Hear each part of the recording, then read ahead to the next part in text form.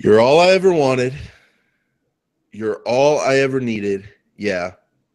So tell me what to do now, because I want you back. Chris, do you know the song? I do. That's my growing up age song. Yeah, it's 90s. I want you back. Down, down, down, down, NSYNC. down, down, down, down, down. NSYNC, Yeah. I want you back. And Chris, I've been watching so much NSYNC this week and Backstreet Boys. What? Like, I'm talking hours on YouTube watching live performances. Like, I've been going deep. Oops. And Chris, honestly, dude, you're little. You got, and by little I mean a lot. You got a lot of JC Chauvet in you. I don't know who that is, but I assume he's the good-looking one. He was not the lead singer of NSYNC. That was Justin Timberlake, obviously. But this guy was a professional. He was the number two, and he was, in my opinion, underrated. And honestly, you could trick people, and they'd say you're him. Like. I'm the number two guy on NSYNC. I don't even know who it is. So we are on YouTube. So we are on the internet, and people do make memes. A bunch of 30 and 40-year-old women would know, like, oh, I know who you. Yeah, that'd be great. That'd be great. Middle-aged women falling all over me. That sounds wonderful. Thanks. JC, I'm going to start calling you JC. So, Chris, you're back here. We haven't gone into the podcast yet, and we'll save it for that. But you're back on YouTube. So for all the YouTube people, Chris made it, and we'll get into that. I'm alive. It's my face. I made it. In Houston, we're talking about the hurricane, by the way, but we'll get there in a second. So, Jason, take it away. All right. Yes! Yes, he's back. Hey, everybody. Yes, welcome back to episode number 70 of the Paid Search Podcast. My name is Jason Rothman. I'm here with my co-host, Chris J.C. Chavez Schaefer. Chris Schaefer, how's it going, buddy? I'm safe and secure and dry and happy to be back in Houston, everyone. Thanks for everyone for, reaching out and sending some emails and tweets and Facebook and all that stuff. It's been a crazy week. Sorry about the reruns from last week, but it was necessary. I was out of pocket, out of home, but Jason, all is well. Chris, you don't look like anything happened to you. You look so good. If that happened to me, I'd be such a mess on this podcast. But we got a lot of questions. People know you're down in the Houston area. So what happened? Like, were you there during it? Did you leave? Is everything okay? I am newer to the Houston area, so tornadoes are more my style, Jason, as you know. I've lived in the North Texas area longer, and I came to Houston a few years ago. So hurricanes were new, so we literally just left the area. We ran away. It started sprinkling. We drove up to Dallas to stay with family there, and we were there for about 10 days.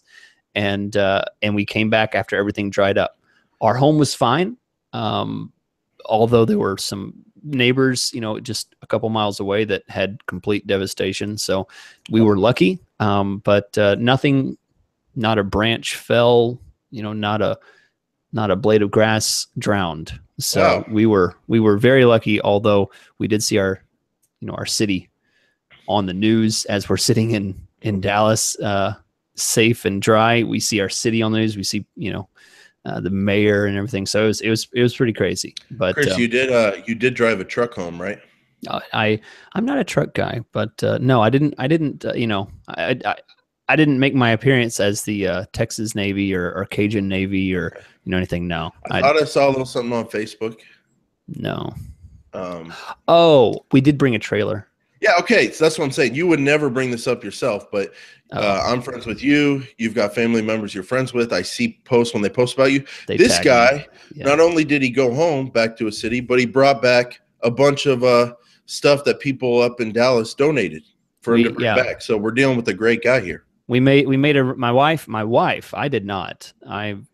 I helped pay for it by continuing to work, but my wife went to Costco and made the biggest purchase I've ever made. That was terrifying. Like she was about a couple dollars from overdrafting our account after that. Wow. I was like, I got to move some money. It was crazy. I saw that and I thought that was very impressive. And I guess that shows you're down there right now. So I guess that's what everybody's doing. Yeah, it's pretty amazing. Community. You've never seen a community come together like when something like this happens. You know, it reminds me of 9/11, you know, when the whole country just like suddenly just comes together, you know, America strong. I mean, it was pretty amazing. You know, it's horrible for all the people to lose their homes, but it's been amazing to watch the strength of you know, people coming in the aid of people that need it. So, you know, it's pretty amazing stuff. But no, we're good. Well, we're here to talk about AdWords. So yeah, we're glad you're back on your feet or your butt. So thank you. So Chris, today's the Q&A episode. That was my question. But on today's episode, we're just going to kind of catch up with you guys. We've got some listener questions we want to get to. We have some pretty cool brand new, and when I say brand new, I mean Chris hadn't heard of one of them. News items with Google AdWords. There is someone at Google with a whip, and he just will not let people rest. They have the best advertising machine in the history of the world, a money printing press, but they don't get lazy. They just keep innovating, and it drives guys like you and me a little bit crazy and keeps us on our toes. A little. Yeah. But it's all for the good. So we're going to talk about some new changes coming to Google AdWords. And I think, Chris, you fell in love with one of them when I told you about it. So we're going to get into that. But we're going to start off with Mitch. So, Chris, why don't you kind of break down Mitch's novel question? Yeah. So Mitch sent us this email back in late July.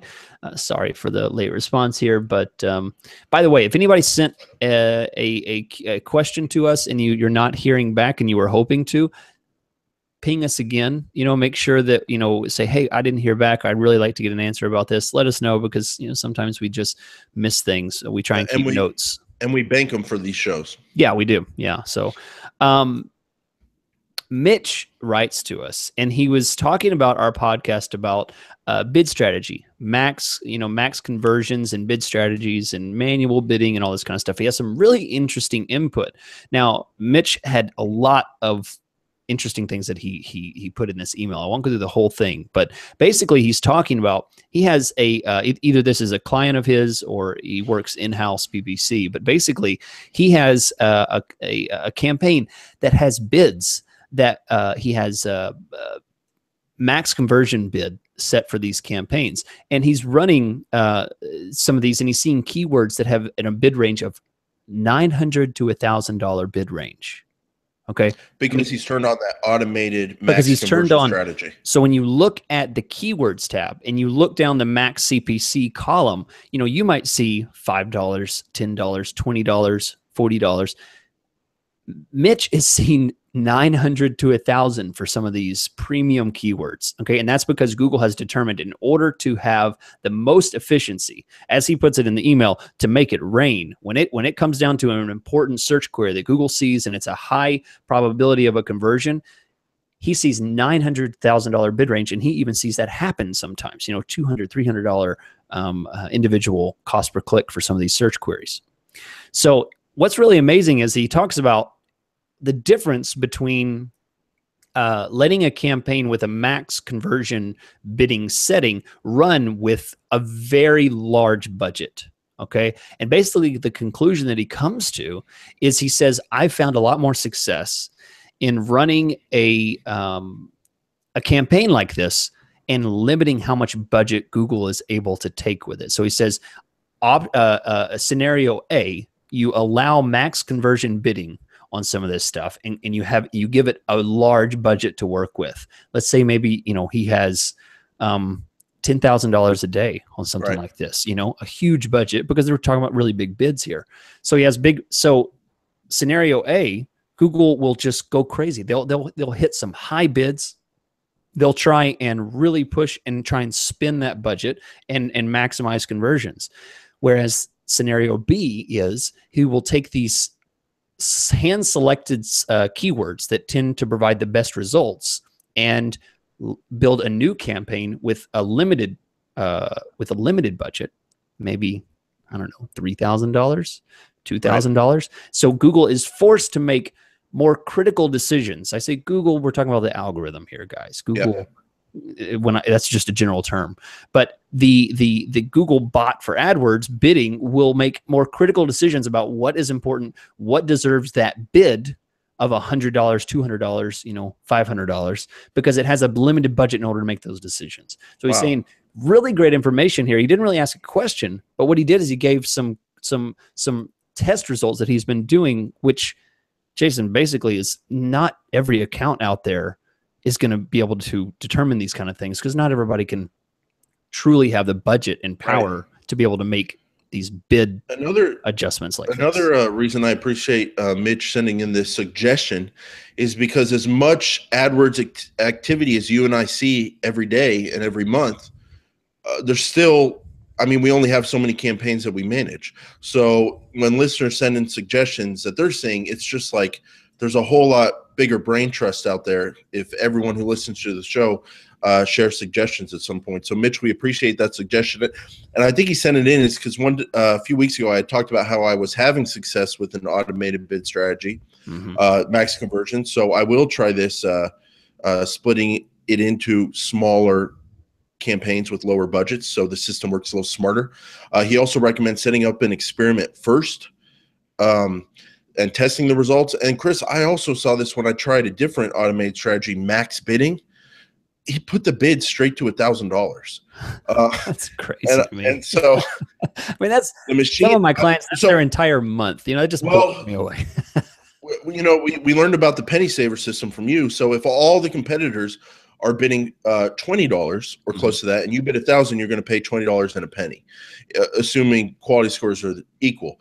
So it doesn't mean you're going to have $1,000 cost per clicks, but if a competitor has a strategy of show higher than the other guy or automated bids himself, you could get into like a war without even knowing it and have super costly bids. So I guess the main suggestion is machine learning, automated bid strategies can be great, but be very careful. And it's still not set it and forget it. Yeah. So Mitch, and one last thing, Mitch, I just have to read the last part of your email here.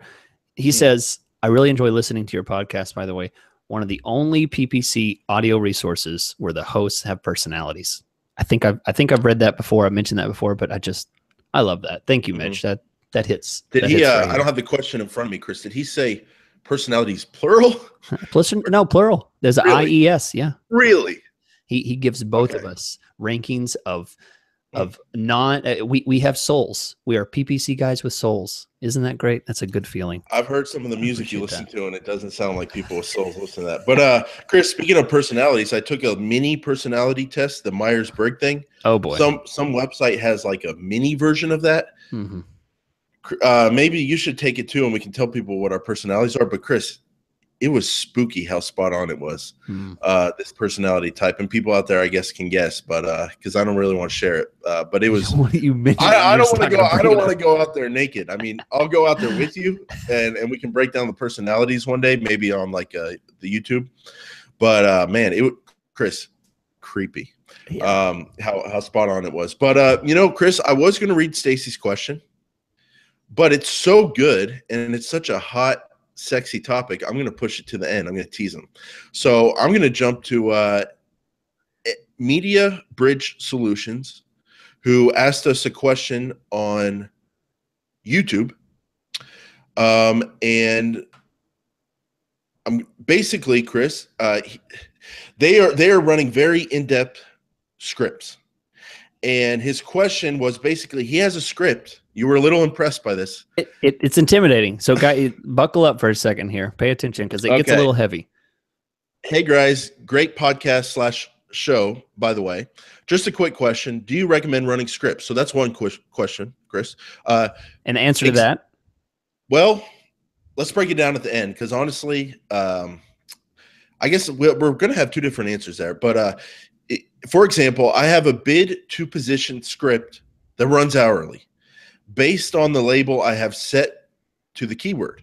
And I've set it to a maximum CPC based on the competitive keyword that is running. My head's going to explode. Sometimes I get low-cost clicks, other times higher. But I do win out on position.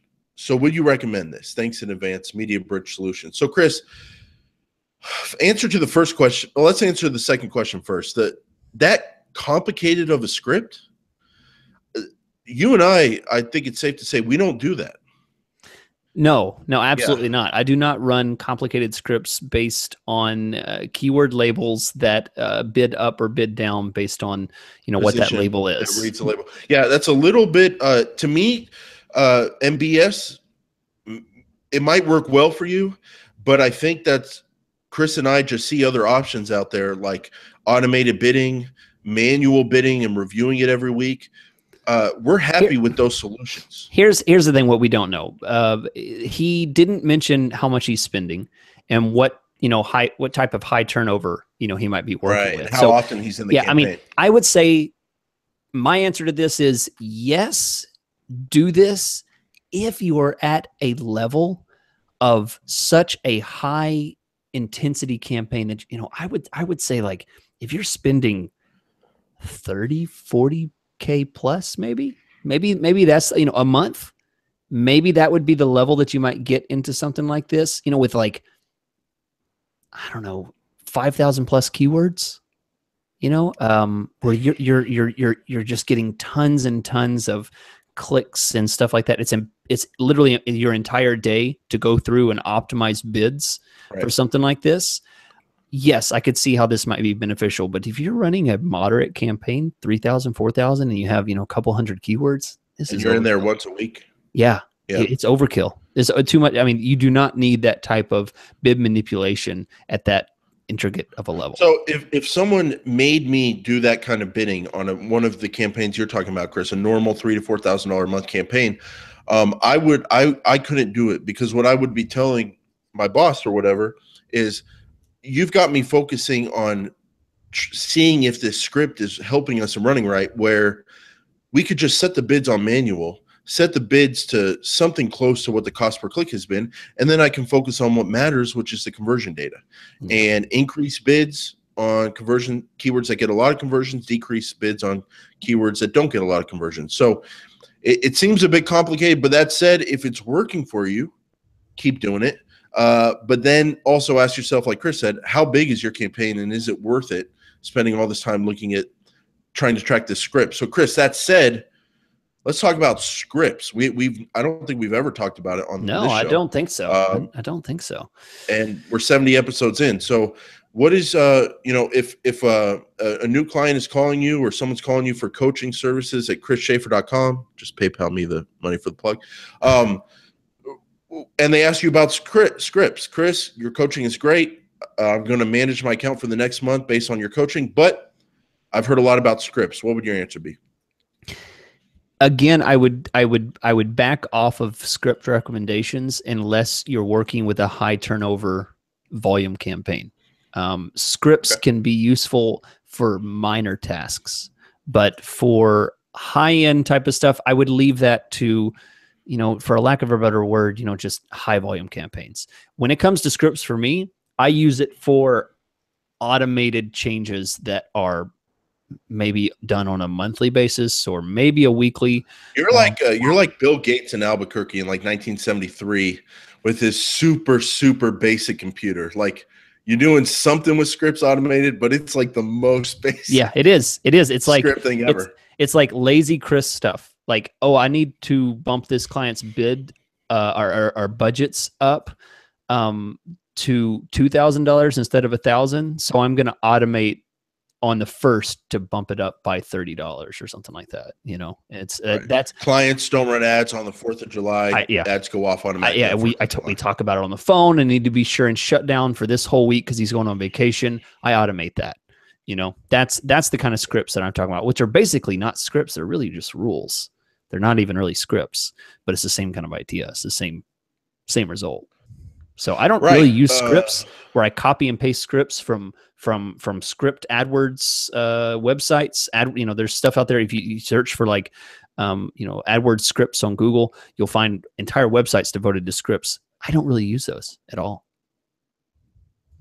Chris, I don't use them either. It might be to my detriment, but that is just my personality. Once I got busier and busier, I started thinking, how am I going to manage more accounts? I need to learn scripts. So I started Googling and tried to learn a little bit. My brain just isn't suited for it. Talking about personalities earlier, I just not interested in it. So but I knew I needed to automate more things and get quicker. So I went to Optimizer, and we were speaking about plugs earlier. This is like the opposite of a plug. Instead of me plugging Optimizer and them giving me money, I plug Optimizer and then I give them money. So yeah, because that's true.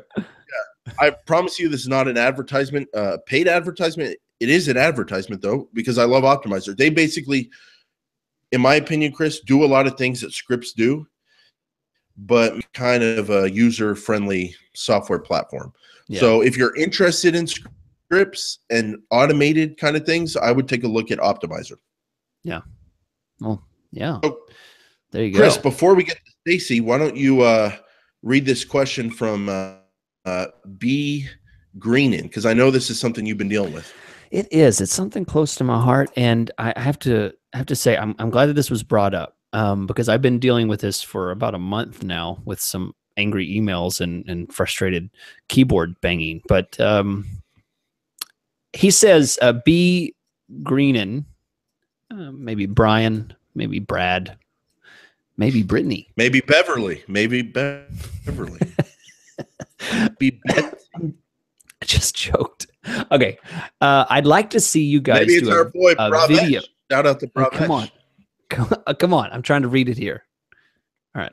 I'd like to see you guys do a video on the new Google Home Services and how it'll impact your business. Okay. So first, let's stop right there. Google Home Services. Many of you have probably never heard this before. Exactly. What's that? Google Home Services is basically Angie's List for Google. Okay, what it does is there's a new system that's still in beta. It's only available in some limited markets.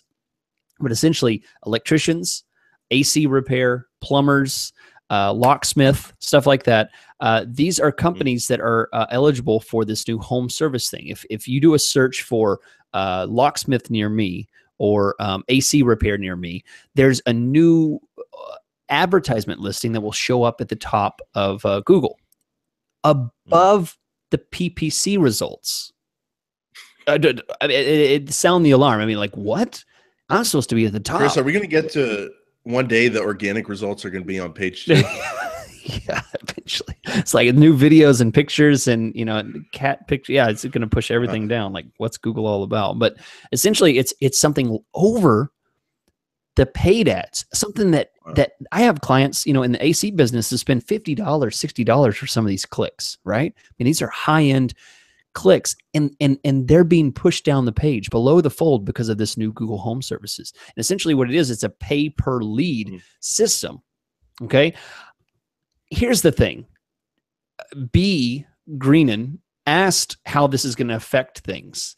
He thinks it'll completely obliterate the entire lead gen business model. It'll also destroy any chances of new businesses that may get to have any traction in Google. Do we see this as a catastrophe or an opportunity? I'll tell you what, at this point, I think it's a catastrophe because it's incredibly frustrating for, like you said, if you're not in the system to try and get into the system. Basically, the system right now is being tested, and my clients that I've worked with haven't been invited. I can't seem to get in. I've filled out the form. I've called. I'm griping, and I can't get into the system. You're a Google partner. Yeah, don't they take your call, Chris? I got a badge floating above my head right here. What else? I mean, I take the test. I mean, I've been in the system forever. I have the freaking notebook, and I can't get into the system. How is a non-certified person even supposed to understand what to do? They may not realize there's a phone number to call, to try and get direct answers. So essentially what I was told is you have to fill out this form and wait. That's it. Right. It's like some kind of communist system where you'll get your bread, you wait in line, you'll get your, I mean, it's like, it's upsetting. And at this point, it frustrates me and it frustrates my client because they've seen a drop in leads. They've seen a drop in the clicks because there's listings above their ads, and this is a whole new thing. Yeah. So basically, my thoughts is it's frustrating because if you're not in a system, you're not part of the club, and if you're not part of the club, you're just looking in the windows and wondering what it's like. So I'll let you guys know once I get in and I'm able to do it. But for now, it's I don't like it because I don't like the limited availability to some advertisers, and other advertisers are not allowed in. And it's not like you're not dealing with the scrub spending like $500 a No, month. no, Like you told me about your air conditioning client. These are big Google advertisers. This is in Phoenix, and he's spending a lot in Google, a lot. It's one of my larger clients that I work with in monthly spend. And they can't possibly get in. One of Google's larger clients, and I mean, no one's a large client to Google because there's so many. But in Phoenix, it's probably one of the bigger advertisers. Yeah, absolutely. If we look at Phoenix, I mean, I can tell you their search impression share and their volume of searches on the auction insights is trending at the very top. I mean, there's only a couple advertisers that are even in their category, as far as spend. So, and those 2 or 3 compete pretty big. So. And for some reason, they're not in. We can't get in. We don't know. We're just waiting and waiting. So anyway, that's my thoughts on it. Right now, I'm angry. Yeah. What's hilarious to people who aren't watching is Chris has a shirt right now that says "chillin'." Chillin', yeah, chillin'. Well, you can't see the bottom. It says "chillin' with." See that? Chilling with my peeps, So that's so look at your shirt. Tell the client to relax, man. It's okay. I mean, how much of your business comes from Google anyway? Yeah, you're losing 30% of your leads. Cool down, man. Just chill. Yeah, right. But yeah, Chris. I mean, my thoughts are it looks interesting. But one thing I've noticed is that in these articles, and we'll link to it on the show notes page on our website, they launched the pilot in 2015. So it doesn't seem like it's growing especially fast. And my other thing is people like going to Google, getting information, clicking on ads, making a list for big projects around their house. You and I were talking before the show. We don't just go to Google, click on the first thing and say, oh yeah, come to my house and do a $5,000 job that might result in my house flooding or it might result in my house being fixed. I mean, we do our research. So will the booking thing work out for them? We don't know, but it's a good question, and we'll just have to watch it. But you got all the best advice and most up-to-date advice from Chris just now, and it sounds just like it's apply, and then hopefully they let you in. So cross your fingers, yeah. Yeah, we'll see. We'll see where that goes. So, Chris, our last question here is from Stacy. Yeah, not Stacy's mom, who's got it going on. Got it going on, right? But Stacy. Oh boy, more '90s music. Oh boy, don't that music video to a 13-year-old Jason. Oh my goodness, I can see it now. Yeah. Talk about watching videos over and over.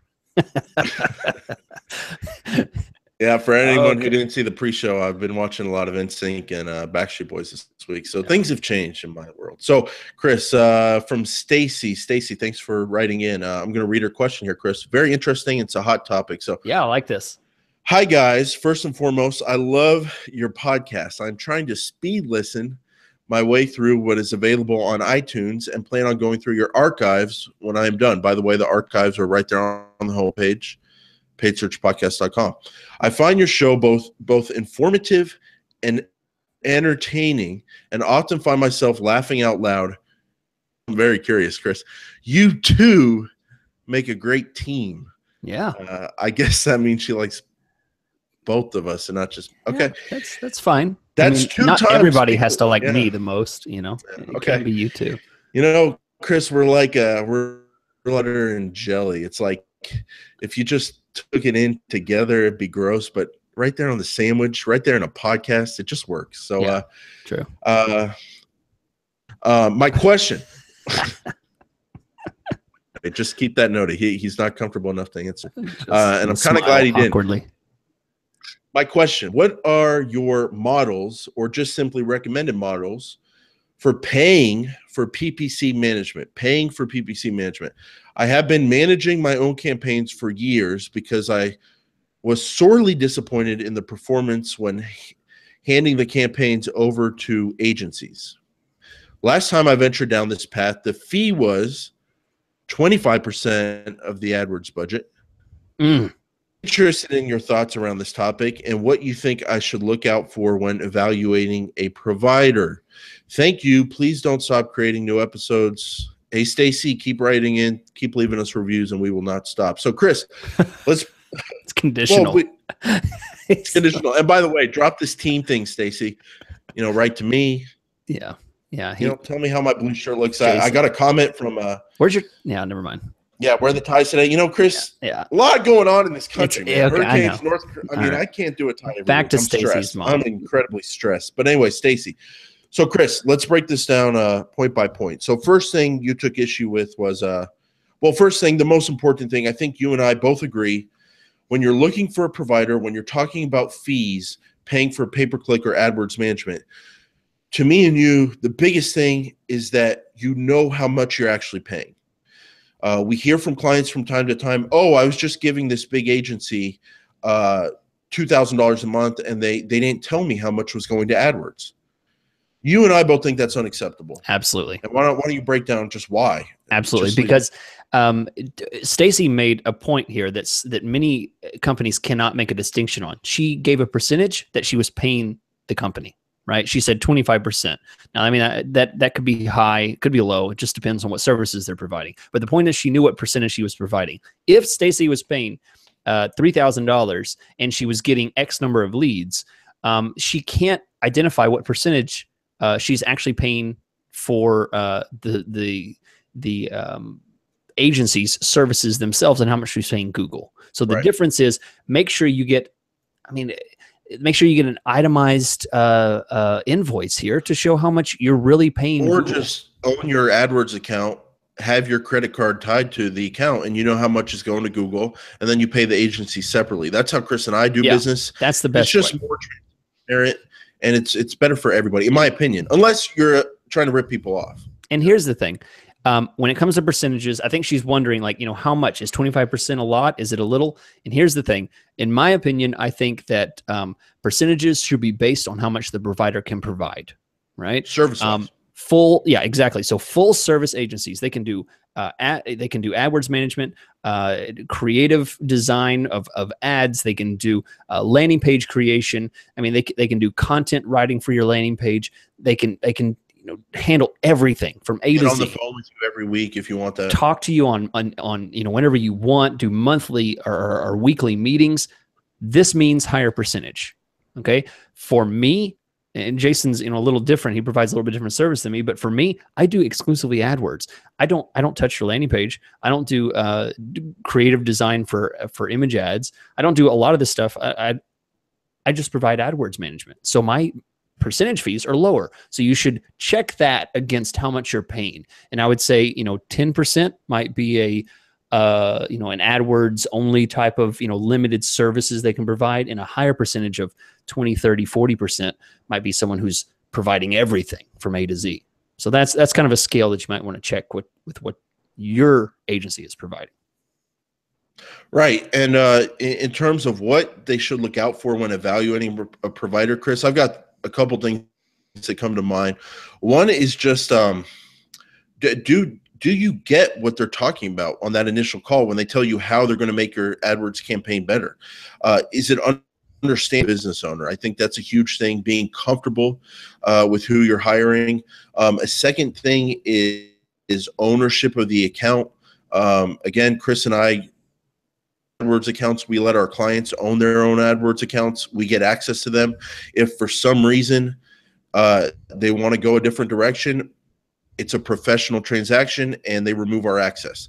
So try to keep access to your own account. That's another tip. And the third thing, Chris, I kind of like the idea, if I was going out there shopping for a provider, I would want to leave whatever I had intact, and the new provider could either build new campaigns, they could copy the original campaigns and paste them in, and then work out of those new copied campaigns, but always have what you had before you went to the provider with them. So you have a backup, maybe download a backup from editor, just so you don't ever go backwards. Maybe they don't make things better. Maybe you're not happy with them, but at least they won't make things worse if you always have the original campaigns to fall back on, left untouched. Yeah, good point. All right, so there you go. We don't talk, much about that, but I think that's a good question, good point, and happy to share our thoughts on, how you guys can evaluate providers. Yep. So Chris, man, you were just you hadn't talked on a podcast in a couple of weeks, and you were just going on and on and on, using up a lot of our time here. So I'm so sorry. If it's cool with you, I say we read our iTunes review of the week. Maybe we'll do the new AdWords news on YouTube. Sure, sounds good. Okay, so Chris, we love the iTunes reviews, as we've talked about in the past. I read them in a certain location of my house, and guys, it stresses me out when I don't see that number grow. But the numbers are growing. We got 22 reviews now. Chris, we're cracking that top 10 on iTunes. When you put in AdWords, I love that. We are cracking it, man. I love and it. We used to be number 22. So we have a new review from Cut the Blank is their name. That's good. I like that. Are you saying blank or is it actually blank? No, it's actually Cut the Blank. Okay. Solid stuff. 5 stars. Oh, Got hooked by the first listen. And I got to say, really the first listen? Because I've gone back and listened to that, Chris. I don't think they necessarily, no, because in the podcast, okay, you can't listen to the first episode. Yet. Okay. So it might be episode like 30 or something like that. Woo, because man, whoever that guy was on the first episode, I want to go back and find him and become him again. Life was less stressful. But anyway, got hooked by the first listen. Great actionable info. Well and patiently explained. I would love to hear more on Google Shopping tips and tactics. Truth be told, it's my first podcast review because you asked so maturely. And then they have like an emoji with the tongue out. Maturely. That's nice. Don't encourage me. So now that I turned you into 21, let's have a drink. So I'm going to, this is how much I love my girlfriend. I have the big C on the cup for Cynthia. Wow. Cynthia, okay. I have a cup with stickers on it. There you go. State of Texas. So thank you, Cut the Blank, for the review. You have helped us bump up in the rankings, and we really appreciate that. I appreciate the reviews. I know it's not a natural thing to go out there and leave a review. You go out of your way, and we appreciate it. So, Chris, let them know where they can find you. Yeah. Thanks for listening, guys. You can find me and my AdWords only services being snobby at chrisschaefer.com. That's it. And you know what, Chris, in the spirit of just everything you've been through, you came back to the show. I appreciate it. My plug for the week, chrisschaefer.com, guys. Go get those coaching services. We get a lot of questions. Hey, Jason, do you do coaching? Sometimes they just write to me. Mm-hmm. And I go, no, I don't. But Chris does a great job. Does, yeah. So chrisschaefer.com. So everybody, thanks for listening. Thank you for sending in those questions. Send them to us.